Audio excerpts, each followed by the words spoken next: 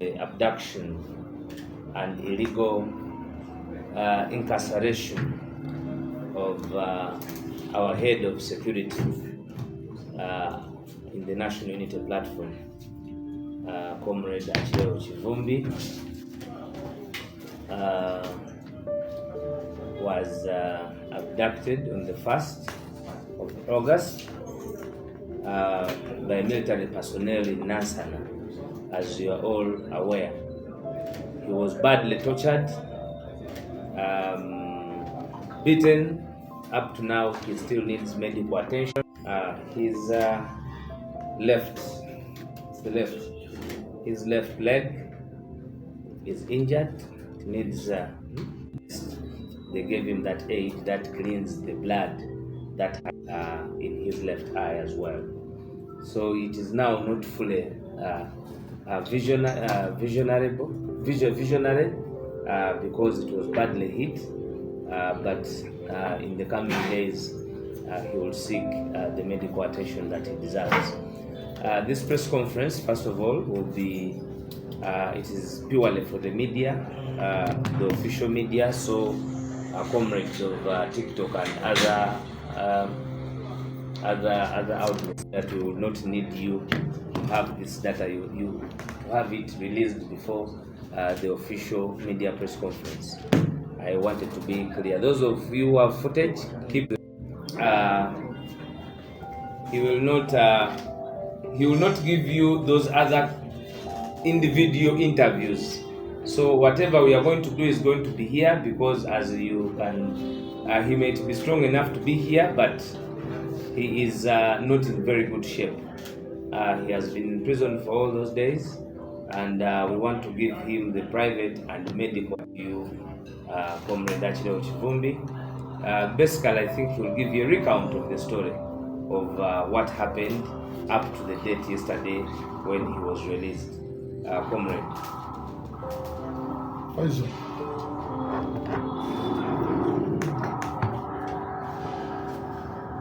Sanso okulaba abamawulire mwena media ez'enjawulo, TV, radio,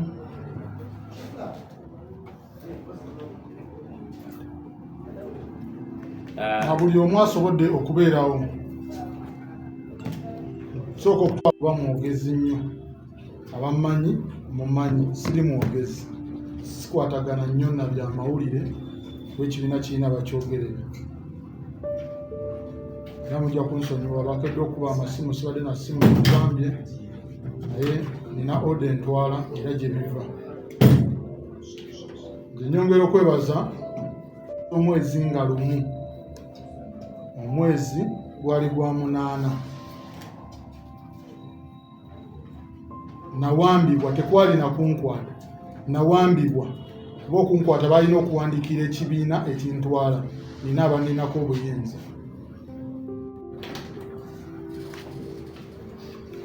Naye nali nategeezebwako kuba kitutte emyezi ng'ebiri emabega.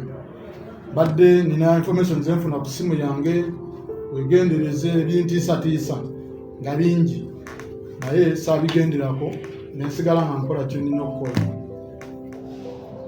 Naye nenjija nennyonnyolera bakama bange bakimanyako kunoonyezebwa, naye nga nabo beebuuza ki ekinnoonyesa,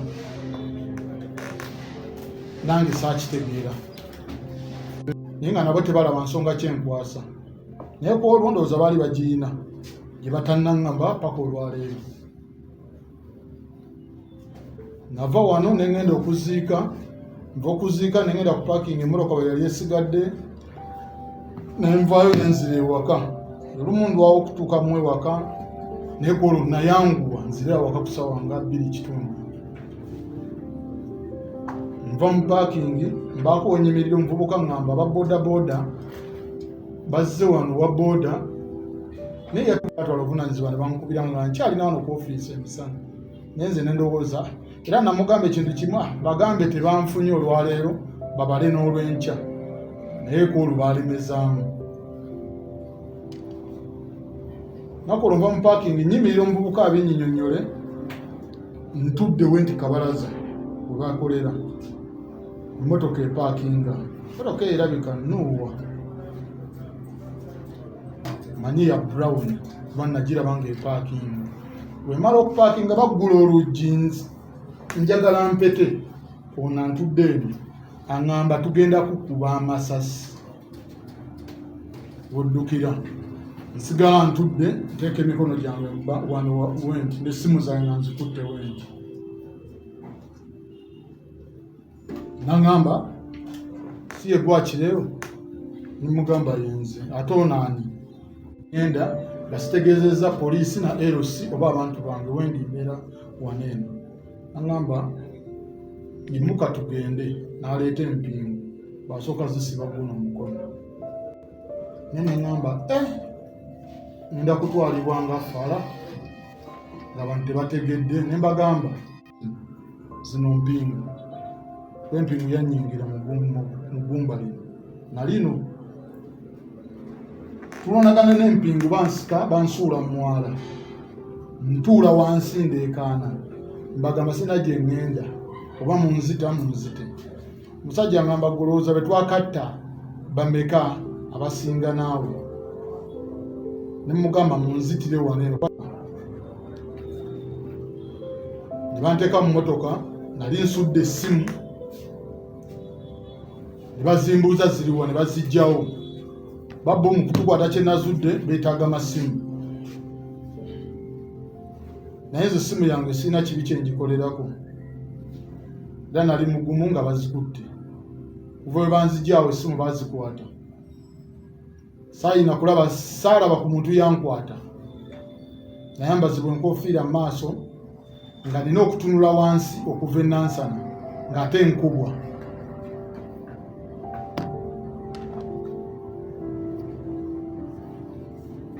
omu n'agamba banne mumuleke agunyufu ng'ebimu biraba biva oli ng'alina entobo obusungu okuva ku ggwanga lye bamuwa omwaka gumu omala n'agamba n'omwaka mungi gwe twamuwa gwalina mwezi naye ndowooza omwezi gwe bamuwa gwayita n'abafuukira ekizibu kati ffe tusasulira ebyo ne bandeeta saamanya wawe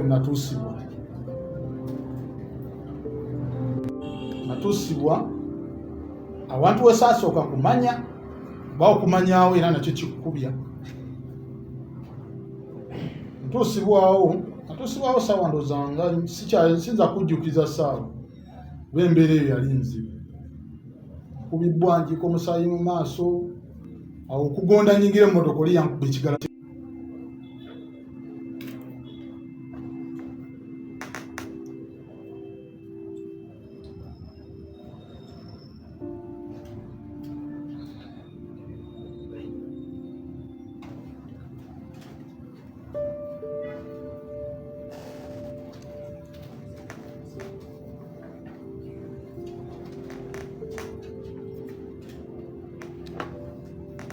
essaawa zino eno okugulu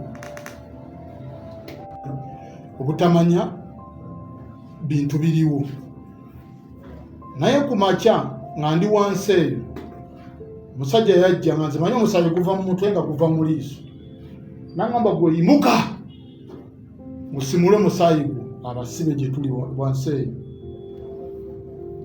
kati ngenda okuwulira nga ndi mu kiyigo naaba omusajja agamba manyi wooli ne mugamba simanyiiwo naŋŋamba oli kuseemwanyi naŋŋamba nze naliwo ebbombo nakwatibwa oba yaliwo NRM n'akyuka wagire NUP webbombo ebitundu yabiŋŋamba awo kuba ebintu ebitukolebwa bikujjako n'ebimu abangi balina kuginterawo nenjijjamu olw'okuba nali ntiisibwa buli kimu nga ne patano ogyerabira ne bayiwa essimu zange zombi ne batandika ozikola buli kimu ku kompyuta zaabwe nga be bambuuza ate ebiri mu ssimu yange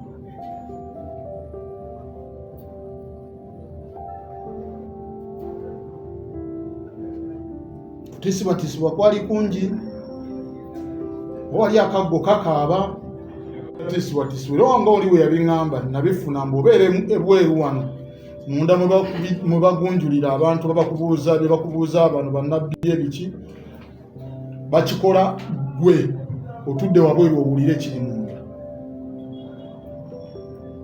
Natya batuka okuntwala munda okumbuuza. Essaawa eyo tomanyi muntu, siraba kuva ekiro sirina muntu gwe naalabinze, simanyi na musirikale yanguwa. Naye nalaba eyantwala mu kooti. Namala ne mulaba nga bangigyeko akakokolo aleese fayiro munda eyo. Ekyo ekifo tokkirizibwa kulaba muntu yenna, tolina kumanya wawooli. Era bakubuuza ani yagambye wooli. Naye nali omuntu omwambuuliddeko. Nangamba kino kijja kujjawo eki. Nagenda okugenda gye bali nga ngumye nga nakkiriza nze n'okufa.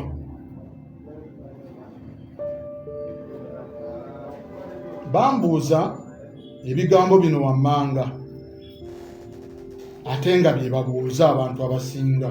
Nsasulwa ntya? Musaayi bwebaba n'amazima bakibalage nga ntonye omusaayi mu liiso nga liguva mu liiso, nakubwa siraapu lwa saati. Awo buli omu akukola kyayagala. Kuba tolaba muntu wali awo. Nalaba banjijjako ne bankuba ekifaananyi n'enzira mu ki edigiya bakyambala birina n'ennamba. Naye saati busaati ng'enyiiza omusirikale ow'eggwanga.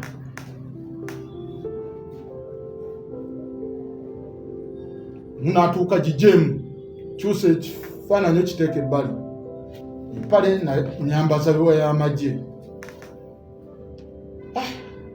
Ebintu ebiri awo, entiisa eri awo, tolina kulaba muntu. Amaviivi gannuma gazimbye. Nangamba sitama.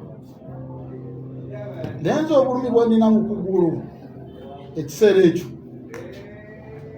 nalowooza nga njagala kufa.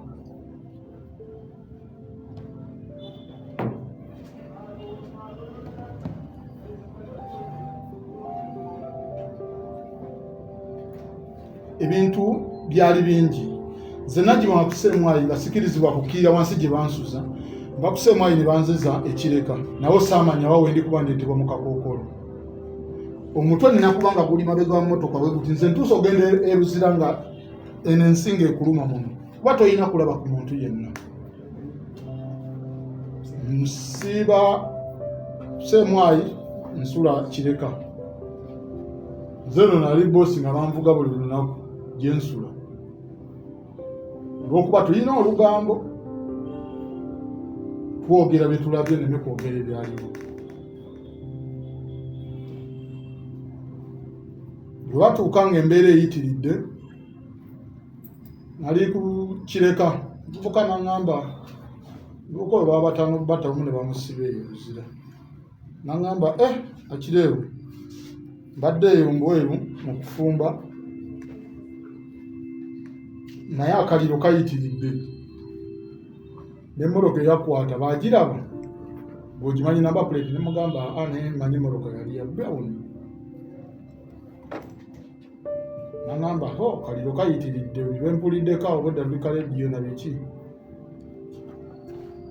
Naye obadda kutwala kwogera na mukulu waggulu eyo enkya, bagenda kusiba.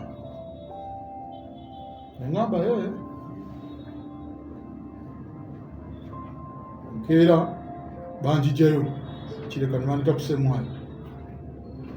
Lwantuusa oli n'agamba tugende ku saaki, tugende akole mukolere fayiro, mukole ku fayiro ye ng'olondooza akalire bweru kayitiridde. Ne bampisaawo. Simanyi bannayita wano bannayita wali. Wabula incidence gye nawulira mu mmotoka nga ndi nansana ku poliisi erina okuba yali konvoyi ya loopu. Basisinkana nga ndi mu mmotoka. Era omusajja n'agamba wansi. Abasajja abo munnange balina entwala gye batwalamu eggwanga linene. Abasajja olutalo balugenda kubalukawo abapoliisi abo n'abasajja abo baseemwayi ababeera mu mbeera. Newuli abayombagana biki naye nga ndi wansi awo, tosobola kulingiza bweru biki. Bafuluma mu nnyumba bantutte waka bakoze saaki Nansana bagenzi wa chairman nze mbalagirira bagenda wa chairman basangayo defense ne bajja bayingire wange nga boogera bulungi nnyo nnyawo okunjija eriyo nanya nga boogera bulungi nnyo nnyo bali bakakunira mugundi saati etali yange nagamba yambale saati ye mpale nagira mu y'amagye nembagamba mumpe empale yange nje nansula ndi mu kikomera kitiisa abantu abandaba jatwalibwamu omukozi w'ebibi toli kali mukozi wa bibi mumuwe bubuye engatto ze banali ntambulidde mu bigere mumuwe ebisando byayambala bandeete waka bateeka entiisa y'amaanyi gyensula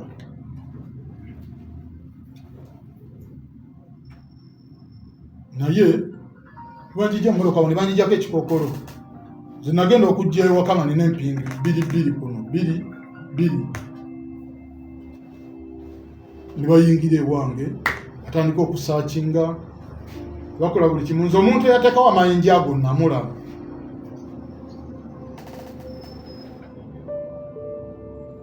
ne neiba wange yamulaba kuba nze we twayingira mu kisenge yajja n'ateeka omukono ku nkofiira ezo wezaali nkofiira ze bayita ezaabo n'ateekako nze nalowooza agikutteko agivuddeko omusajja tumala okugenda mu kisenge gamba omukyala ne defense magamba mubeeremu abasajja ebintu babiteeka mu nnyumba nze sirina kintu bannange baapakula ennyumba yange baapakulula ennyumba ng'abalina kyebanoonya kye baali baterese ne bava mu kisenge ne bajja mu kisenge ky'abaana kisenge ky'abaana olwali okuva mu kisenge kyange nga wonoofuluma wanene wooti omukono gwe gwatuukira we yatadde kantu naye ng'omusajja neiba ayogedde n'agamba tatalamuze abantu abalina kye batadde awo eyali asaakinga nga matu gamuli bbali n'abantu banninaani omusajja yakwatibwawo ne banjijjako empingu emu ne bagimwambaza ne bamutwalirawo mu mmotoka yaabwe drone ne bava mu kisenge ne bagenda mu ddiiro ne bayiwa buli kimu ennyumba yonna siriringi ne bagirinnya najjayo essaati yange yaliko legasi lyawo ya bubomboola nina rediyo koolo ezikola emirimu gye tulina okukola zakkirizibwa okutunda zitundibwa mu madduuka Kampala kuba eyo dipatimenti yange nzikozesa nga ŋŋenda okuma mukama wange ne bwe zikwata we naziteekaawo najjayo ekifaananyi kyange bakimpa ku birthday yange akyakalala ebintu ebiri awo batuuka mu ddiiro ne mbagamba no bananga amayinja ago sigaana sajja najjayo ekifaananyi ky'omwana alimu ovulo ya NUP eriko amayinja omutwe teyagundaga naŋŋamba kati noono naye agambemu naye amayinja sigage ne mugamba oyo si yenze ne mbategeeza nze sambalangako kintu kikwatagana ky'amagye sambalangako ovulo nze ne woogenda mu bifaananyi byange byonna nze mbadde nsinga okuwulira abaana abo bagamba mujje amayinja ku uniform naye nakijjusiza ne ŋŋamba esenga nagambala amayinja gange ne gankwasiza ddala nga ngambadde atwalibwa ku poliisi we Nansana n'akola fayiro ye nakakibwa okusayininga ku fayiro eyo waka wange nagigaana ne ngamba n'omukyala togisayininga naye olw'embeera gye nalimu eri ne gyenzira nga mmanyiyo omusajja yagamba waba aganye tuddayo naye nze mmanyi wa gye nalindi ennaku ezisatu nangamba omukyala teekako nange nensayiningako olw'okunkaka banjijjayo ne bandeeta poliisi y'e Nansana olwali nsiiba ku mpingu n'emmere njirira ku mpingu olwo olunaku lwali ndowooza lwa 6 ne banzikiriza gye nsula ne banziza ku makya ddwe bakikolanga nga tteeka mu makya bakeera ku nkima ne bankima ne banziza waggulu ne bakubuuza ze ennaku balwali lwa 5 namala gaana kukkiriza kwekalakaasa okuntwala ewaka balina emisango gye baali bagala nzikiriza omusajja n'aŋŋamba abadde ogamba abantu kwekalakaasa n'agamba mumuzeeyo ku mpingu wanerowooza anakkiriza nkeera kwe kuntwala ku saaki ne banzikiriza gyensula era abasibe babeeramu abasibe beewa amagezi abasibe agamu gawabula agamu gatomeza naŋŋamba enkyawe banakuyita ku sande n'ogenda olaba omukulu bayinza okkuta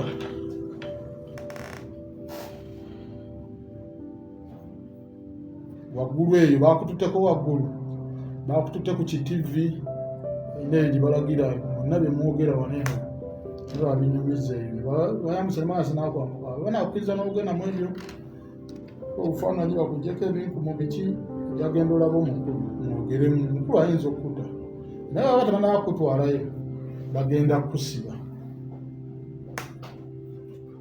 nze kyensinga okusaba ntwalibwe mu mbuga z'amateeka namube lwali lwa sande eyo enjijwabwe nali bakanzikiriza ngene nebake nebisando bambuuza bye nalina n'empale yange baali bagiina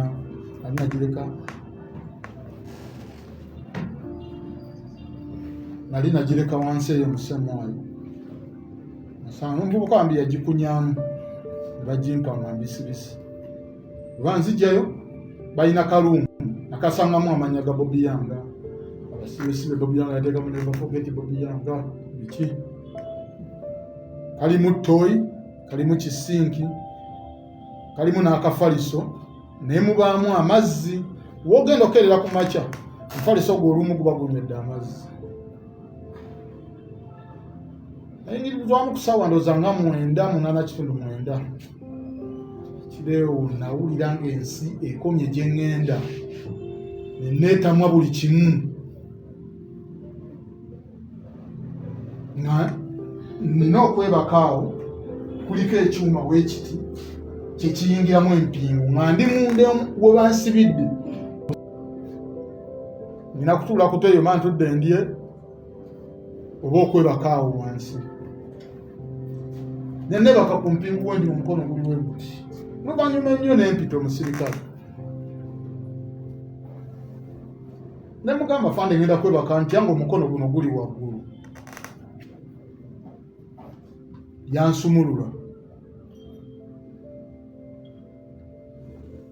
wansumulula ate yanziza ku mikono ebiri kino mbawanga kigezo gende ewuwo weesibe omuguwa ku mikono ebiri webake mu buliri bwo neweziba inti 6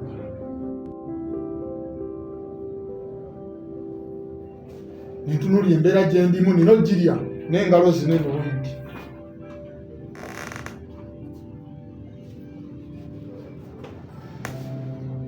nenoonya mundi omu mbafunamu ekintu ekyakisobola okwesala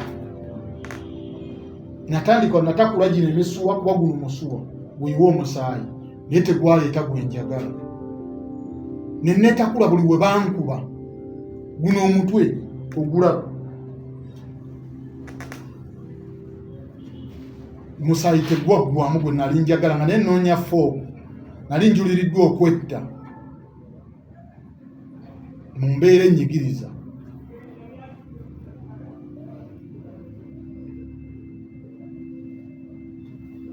naye ndowooza Mukama Katonda ali nange kubanze ndi mukkiriza era wajjukira mumanyi nze bantuza sapule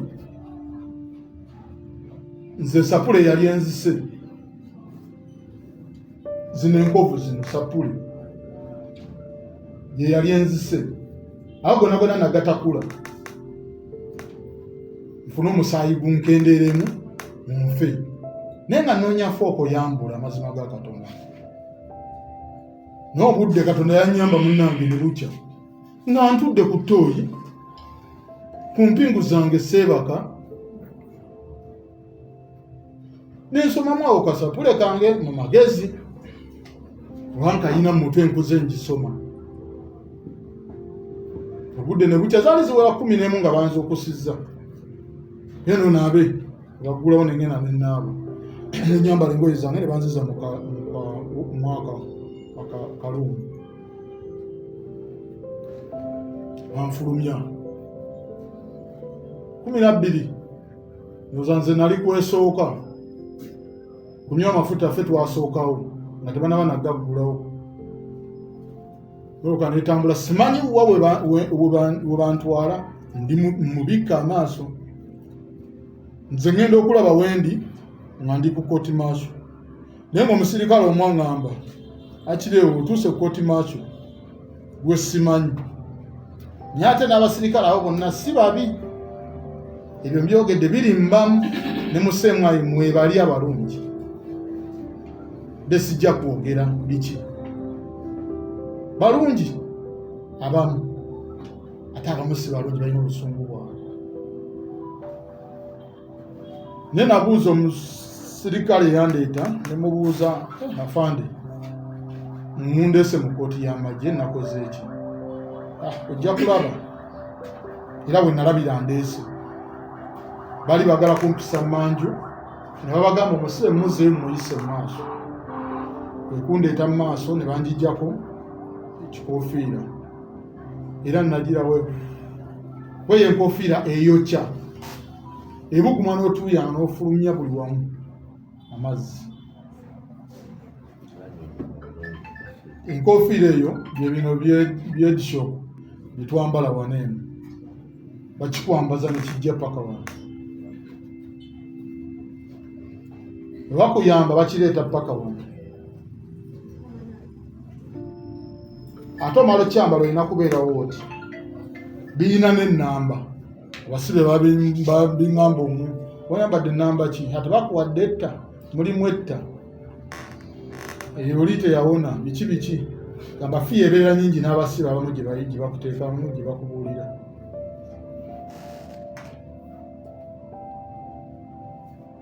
naye bwe natuusibwa mu kooti y'amagye nga mmaze okuyingizibwa mu sseero nagamba Mukama Katonda weebale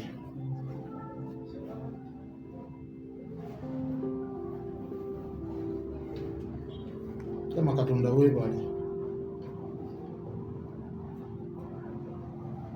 ng'olundaba ntandise okufuna obwenkanyi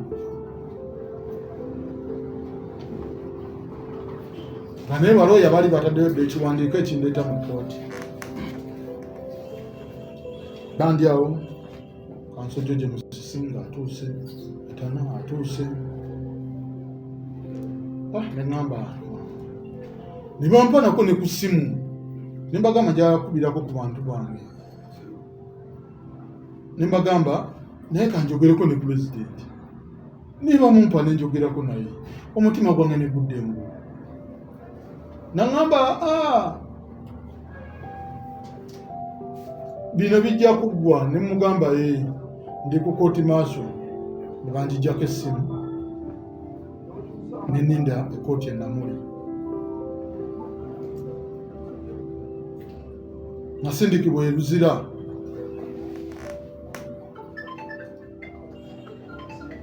naye ng'omutima gwange guŋŋamba nyambibbwa kaŋŋende eyo nasobola okulaba abantu bange era ku kooti awo nalaba abantu bange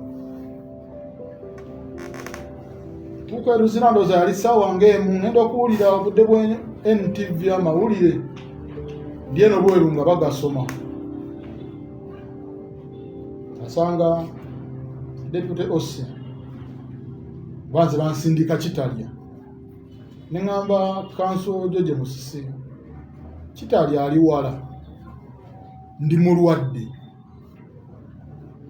nze nakuwa manya ni BS eyo erina ebifaananyi ebituufu ebibalage nze gunene omukono zino engalo zaali munda zino zonna zaali munda nga zino nze nina engalo nga zikoma wano olw'obuzimbu bw'omukono linene eriiso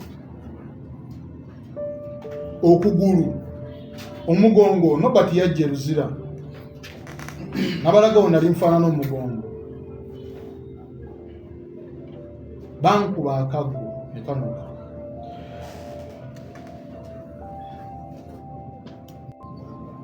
bansindika eruzira Deputy osandisivinga olweggulo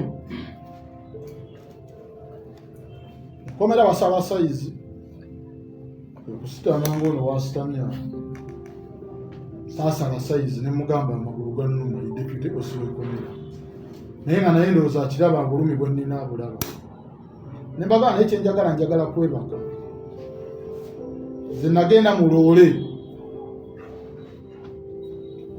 nga n'otulo munange ntufuna mu loole eyo nga nsumagira kuba ezo nenaku saafuna kutulo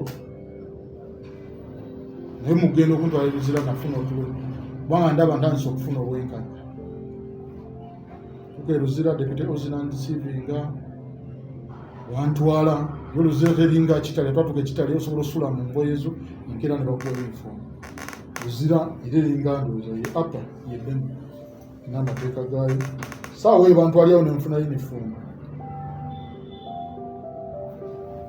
nambala ka yunifomu naye bazingezaamu serikale n'agamba lino nga sajja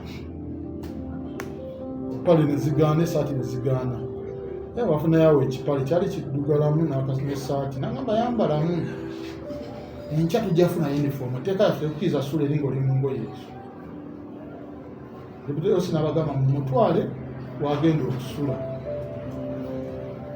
nembabuuza mugenda kuntwalawa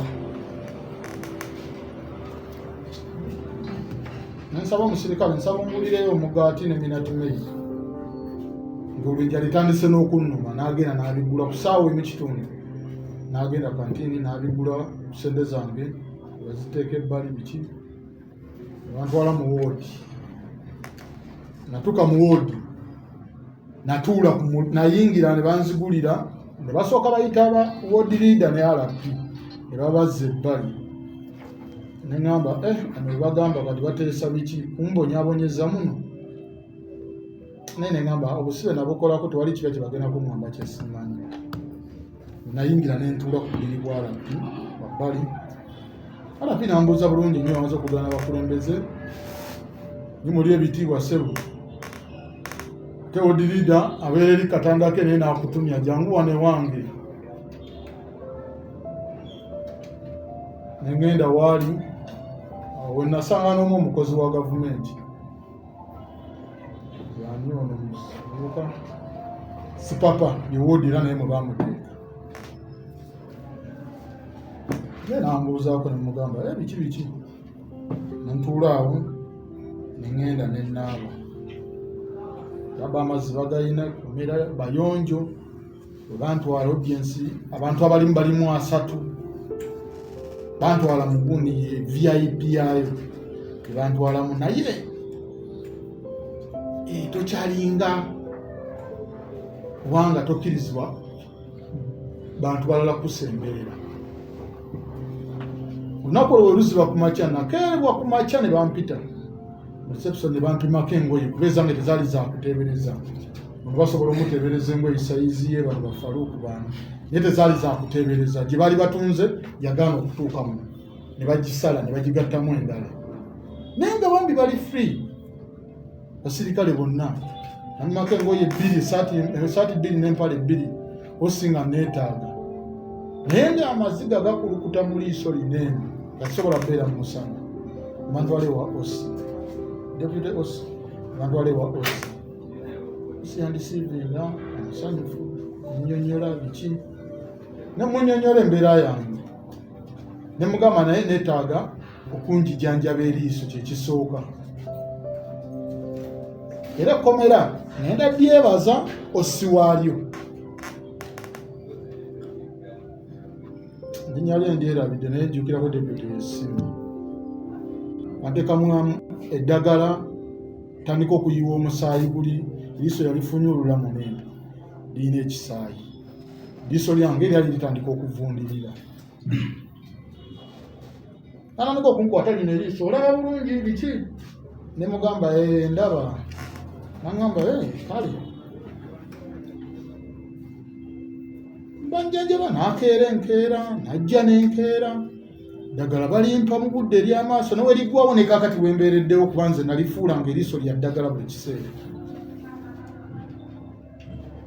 bambi tebanneekaanya ntandisawo okulwala ebifuba kuba manya ŋŋenda eruzira nga nfuka omusaayi tumalawo ekikumpi namba nange era nabo bagamba bwe nagenda nabo bambi nampayo painkiller awo biki era paka olwayo nafulumye nkolula omusaayi.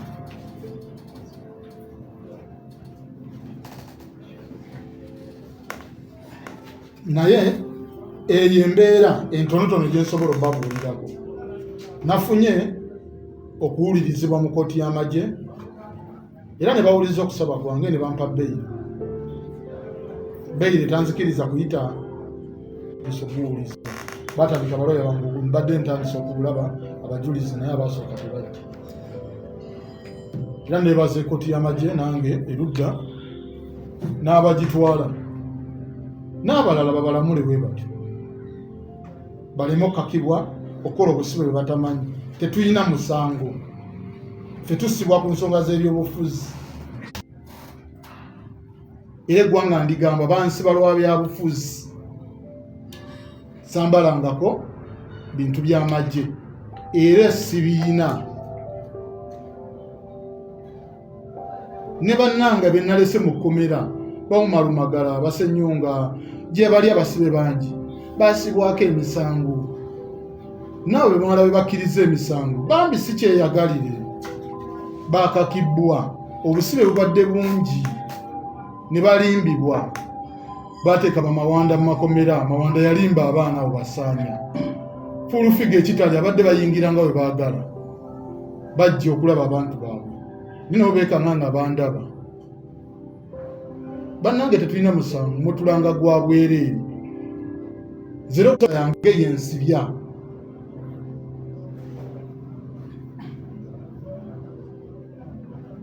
Era tusaba mutulamule bulungi mu makooti gammwe era mutuwulirize nga bwe mwampuliriza ne mumpa eddembe lyange n'abalala babawe eddembe lyabwe era babawulirize bulungi nga tebakakibbwa. Obusibe batukozesa ekigambo mbubuggwa naye bwagenzeemu nzaaka nga akagamba buwedde butya ng'ebikemo byazzewe. Sabire kireme kuba kibi kibaffe valinge babate. Era ntwala okwebaza kwange eri abakulembeze ba National Unity Platform omuli President, Secretary General, Rope n'abakulembeze abalala bonna, mwe muli ba MP, ameya. Nyongera okwebaza Haji Noman, Cedric Kauma, Kasim Jumba, Smart, Tamale,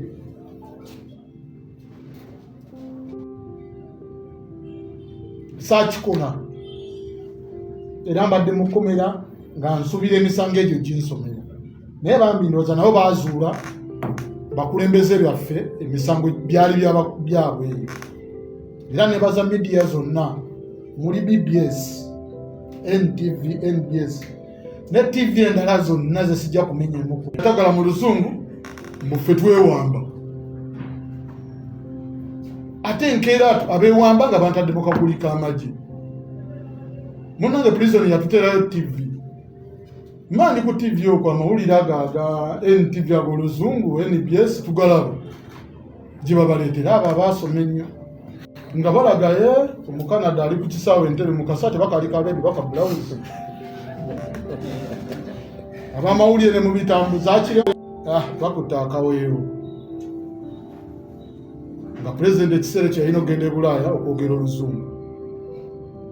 Edi Muto yalina okugenda obyogera. Era nebaza Edi Muto yakiikirira bulungi.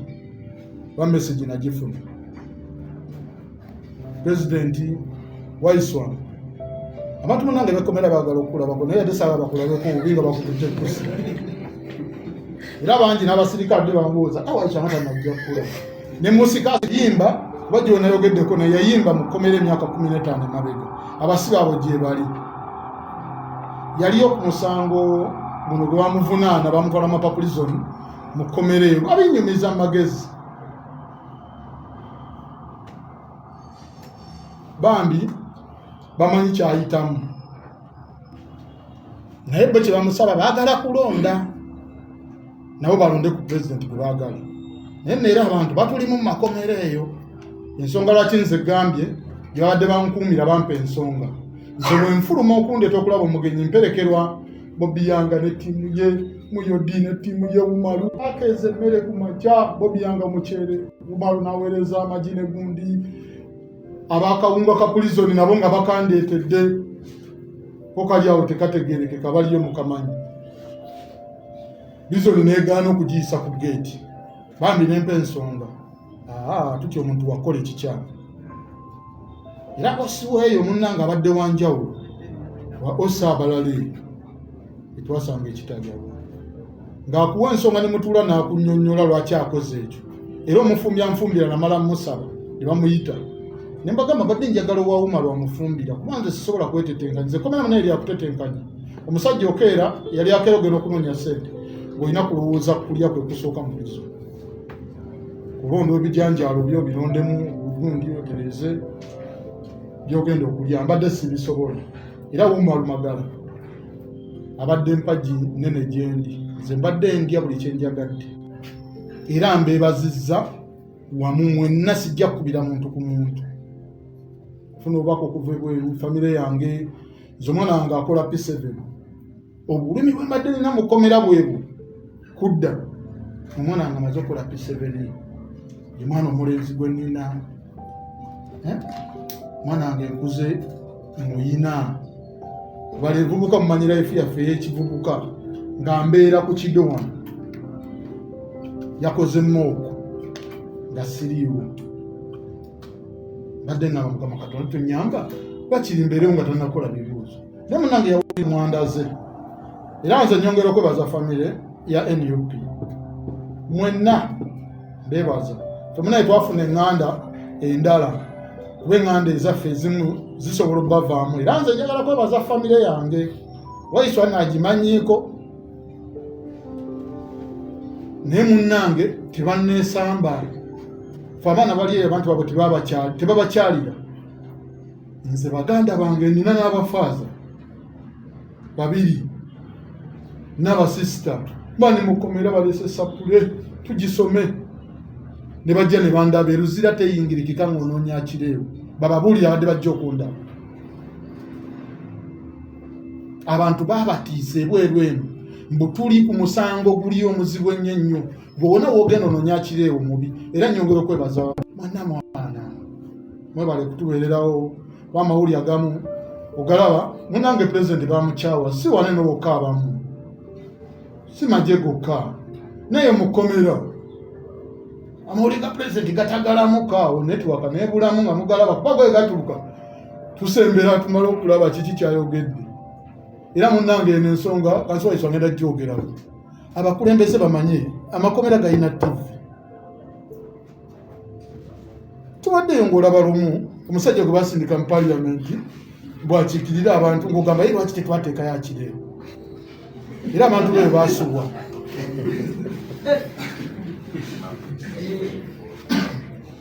gw'olesa olutalo lwo olulwana ne Jowero lwoyo ate yalondebwa bantu ayina kubafuga ate amala abakulembere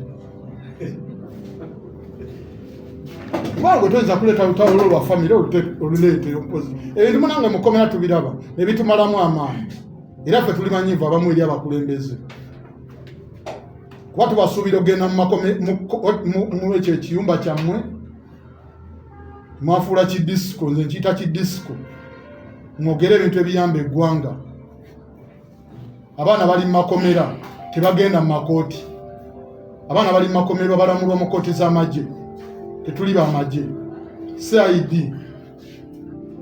gye bali tebagenda mu makooti omuntu ali ku limandi emyaka 9 bye tubasuubira okwogera mu paliamenti nze nja kwolumirirwa bakomera kuba nze gye mpangaalira kati bwe bulamu bwange bwe bantambulizaamu mulowooze ku bantu abo mulowooza mu abakulembeze okugenda ofunira ebifo bye mwagala tugenda mu kalulu nga ffe tuli mu makomera bakyali baffe bali mu makomera awo kabeera kalulu kaddala bye tubasuubira ogenda okutereeza mu paliamenti si byagenda mbu ate naali mutandika otulondera leaders of opposition mulwokuba mulwanira omugaati gwammwe babakozesa mugende muteeseze abantu ebibaluma abantu bali makomera bavunze babamenya zejo nalayo ku muntu kubaleta ku CID bamumenya lino eggumba lino atambulibwa kagaali okugenda mu kooti abantu bali mu bugaali baali balamu baleka famire yaabwe nze bannemazza eriiso teriraba okugulu simanyi sikyasobola kukola bino bye training sikooti okudduka bannafuyizza fe bagenda batunafuyako bitundu webito bitundu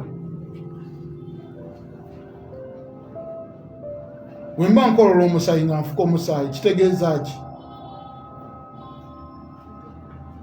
abakulembeze abali eyo mu bifo ebisobola okwogera bitulina okwogera aba human rights tebakoze kimala we bajja eyo nze baŋŋamba bajja kusemwayi nga ndi musemwayi bakyusa abasibe ne babajja eno ne babazza awala era kye bakola mu makomera tebabaleeta wali basibe wali bubi aba Red Cross era nze bampa Red Cross namuŋŋamba sina kye ngenda kwogera nammwe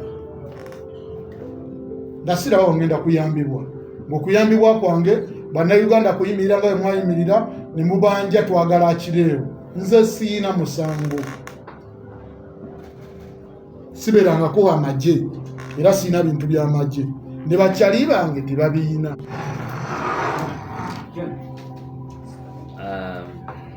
I want to thank my brother for being strong and being able to give us that ordeal. Sometimes we run short of words to describe these moments. But as you have all seen, you have all heard, the pain of the story, I don't think I can add anything. But I can tell the people behind these heinous crimes, these illegalities,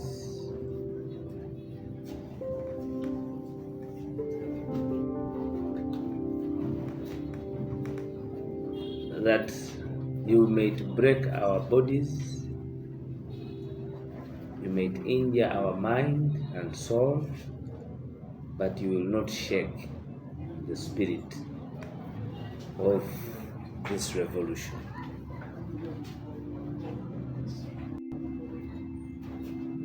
I will take the questions now.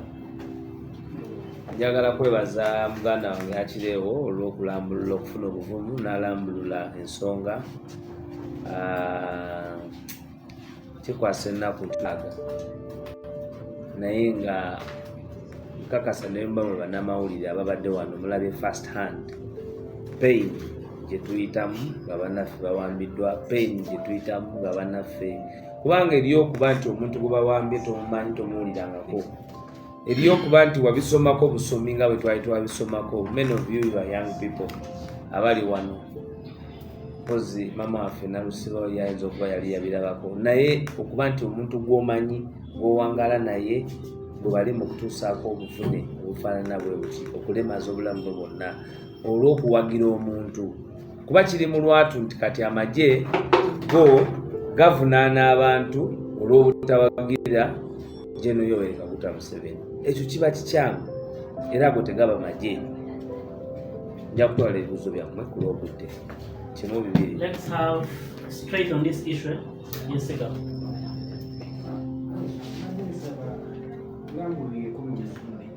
Okay. Another question? Okay, I will do that if you trust my English. Another question?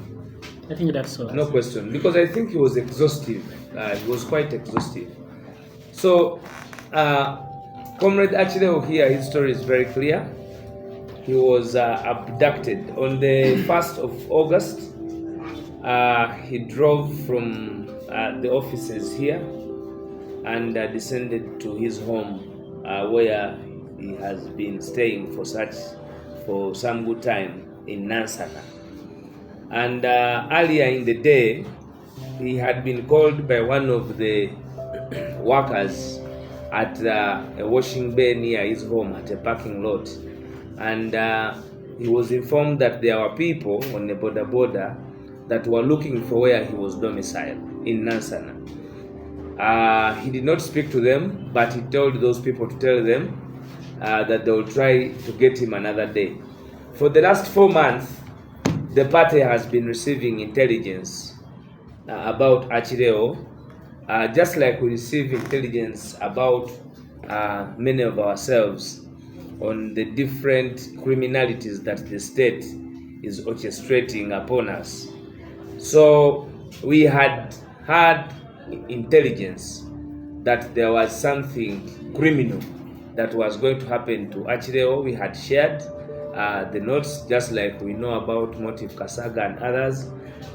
And on that fateful day at around 8:30, as he was at that parking lot seated,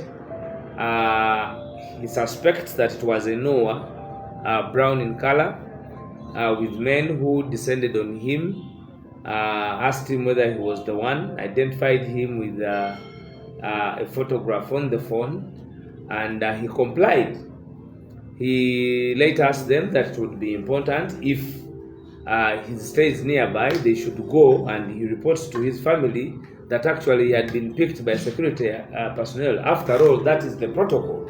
The protocol of arrest is that you must be first given an opportunity to communicate with either yours, must come with members of the police force of that station, and with clearance up to the chairman. But this was not the case. His plea to inform his people was answered by beatings, by torture, human torture, and he was hit, he was gun battered on his left eye, leaving it in a very, very, very painful but also a very sorry state. He was handcuffed brutally as well, because you know when they are handcuffing, there is a system when they make it tighter. Once they make it tighter, it is extremely, very, very, very painful. It is one of the forms of torture, actually. Arresting a suspect and then taking them through that type of torture is done by such members of the military force. He was, they had socked him, he was put into a head sock, drove around town as he was being beaten, badly beaten. By the time he reached where he was being dumped, he did not know where he was being dumped, but he was, they had identified the head sock. And these head socks, according to him, they are not new. These are head socks that have numbers. Different prisoners have put on the same head socks. And there are those that have been classified that if you are supposed to put on number 3, number 4, that one is for people who will die automatically because of probably the chemicals, the extraordinary sophisticated murdering styles that they have embedded in those masks. He was, all those days, he has been on handcuffs. He has been putting on a head sock. They had put that head sock on his face. It is very, very, it is hot. It creates a lot of heat to the face. Remember, the eye was sick. He was subjected to no light, no vision of anybody for the 3 years, for the 3 days obtained, but it could be soaked with water by morning. And it had a pole where he was handcuffed in the movie style and told to sleep. When he complained, they changed the style. He was handcuffed and he could not even eat. Now, sleeping when you're handcuffed is something he has asked all of us to try it out and know exactly what our comrades say. The other issue is that in his ordeal, in those 3 days after he had been tortured, he was later taken home. And when he was taken home, of course, you all remember the ordeal that they threw. One of the officers was seen by the neighbor, and now even on account of ACHILEO, with pips, military pips, and those are the very military pips that later were alleged to be owned by him. they also forced him to change his trouser into a military outfit. And by the time they were coming to do the search, the pain he was going through, that whatever they were doing was an illegality, especially the state. So in his judgment, he thought that to live another day of life, he would rather condescend with the ambiguity of whatever they had come up with, but then later he would be exonerated by reality and the truth, and of course by the push of the power of the people. He was taken to court, the court-martial, where he found a sigh of relief. For all those days, it was very hard for him to sleep. But after he was taken to the court-martial, he found sleep on headway to prison, on that lorry that takes prisoners. You can imagine when you can finally find sleep on a lorry as it is descending to another jail, but you are finding relief because you can see, you can communicate to people, you are not on handcuffs, amongst others. And then the story of him coming to court, being brought to the court-martial, later on getting bail yesterday and being released. We want to thank our legal team. He thanks the legal team. He thanks the entire National Unity Platform family, our members of the diaspora who have not gave up on him. A number of people in the country who are putting on t-shirts inscribed with Akileo. We want to thank you. We want to thank our parents for their continued prayer. We want to thank his family for standing with us. I want to also note on that sometimes they push the families. If you do not have a formidable family, you will find them succumbing to the dictatorship. So we want to extend our heartfelt appreciation to the family of Comrade ACHILEO. This is not the first time he's being incarcerated. ACHILEO did not bury his father. That is why even the life of his other family members is important to him. He did not bury his father. I think he even lost an auntie a few days ago. He did not bury. And with our age, we are responsible people in our families. We must be available to many of these sad and happy occasions. He's very grateful to the media, and I want also, as the Deputy Spokesperson, to thank you, members of the media. Your continued support of our colleagues and all of us, especially when we get into the arms way with the dictatorship. Without you, members of the media, I can tell you our lives would definitely be at stake. It is not easy to report about these heinous crimes. It is, you know, the propaganda. The day they were arresting ACHILEO, people were saying, you know, we earn. Now, how do I earn from the arrest of my brother? The absurdity of those who connote the same is that they do not know us. They don't know how we relate with each other. We know our families. We know ourselves. We are a family. We are happy and sad together. And then an idiot wakes up in the morning, sometimes even on national TV, after probably eating or not eating food, and tells the world that those people are benefiting from their colleagues being under incarceration. You look at such a muddle-headed person and you wonder where you can assist him from that type of backward, archaic, and buffoonery thinking, where you wake up and assume that a colleague can be in prison and we are excited about it to earn a living. We are not paupers, and that should come to the mind of those pauper-minded people who speak this, that everything is about earning. We are not paupers. If we are paupers, we would not be in this revolution. In fact, the paupers have found their price. The price now of ACHILEO is being incarcerated, is being abducted. They cannot even give him a decent arrest if he has an offense. They will come and abduct him with a lot of fear and terror. Now, when you get to those that want to shed that propaganda that will benefit from our problem, I know that the facility in Utarika is not secure enough. Now, some of them are VIPs. They will influence and leave, but they must be at least under some sort of medication. I want